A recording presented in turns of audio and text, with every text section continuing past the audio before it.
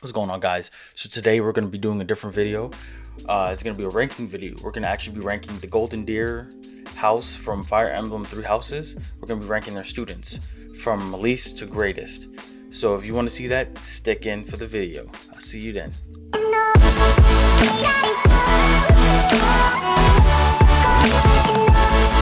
So this list isn't per se, actually it is on their skills and how many times they've died for me personally. Before we get into this list, this is my own opinion and how they were with me, so it's not overall, but yeah, you know, they could be good in your game, but in mine, this is just how I rank them and how much I like them. So it's my channel, my rules. Okay, let's do this. So first on the list we have Lawrence. I don't like him at all. Okay, he's the least used character that, you know, I used. He was like a level 1 for like the longest. I barely used him, never used him. His strengths are the lance. He uses reason, which is black magic, and then he's a rider. He uses riding, so he rides horses. A ladies' man, supposedly. That's yet to be seen. We don't know. Every woman I saw him hitting on, it didn't work out for him. He always died. Like always died. Okay, always.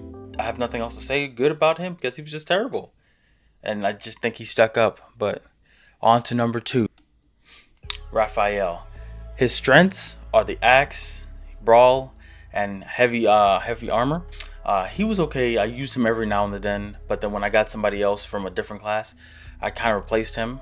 He wasn't all that amazing because you have somebody else that's basically his same skills but better, and I'm gonna get into that later on in the video. He loves 2 things, okay? Food and his little sister. That's all he would talk about non-stop was food, food, food, food. Okay, he's the second worst character. That's better than Lawrence. He was more useful than Lawrence, and that's pretty much what I got to say about him. Third character on the list would be Ignatz. His strengths are the sword, the bow. Mostly I used him as a bow character. I really didn't get him too close to combat because every time I would get him close to combat, he would just die. So I just personally used him for bow. In that field, he was good, but if I try to get him close combat, he would die all the time. He was just really a silent character. There really wasn't much to him personally. He was just like, he just blended in. There was no personality to him for me. So I just, yeah, he was good as a bow. He was more useful than Raphael and Lawrence, so that's why he's above them. Only thing about Raphael was he was good with hand-to-hand combat. So in that case, he would be better than Ignatz, but I prefer Ignatz over him and Lawrence. So on to our 4th person, we have Leonie. She was really, really good. Her strengths are spear, bow, and riding. She was really good. Close combat, far combat, anything you could think of. The only reason she's this, you know, low on the list for me was she would not stop talking about Gerald. No spoilers, but Gerald is the father of our main character. Shouldn't be any spoilers, but yeah, she would just, everything she mentioned was Gerald, Gerald, Gerald, Gerald, Gerald, Gerald, Gerald. I was like, I'm annoyed at her. It was just too much for me. So I wish she could have been lower, but her combat skills was amazing for me. So we're gonna keep her up there just because of that. But if it wasn't for that, she'd probably be on my low list. The low. Okay. The next character we got, Hilda. She is who I was talking about as replacing Raphael. Her strengths are spears and axes, but she can also be used as a heavy armor as well. That's what I used her for. So she basically like replaced Raphael in any sense of the word. The only thing is she was lazy as hell. Like, every time you talk to her, she was like lazy. I want to go to my bed. I'm like that too. So I can't even fault you for that, honey. But still, yeah, she was pretty good up there for me. She was there when I needed her.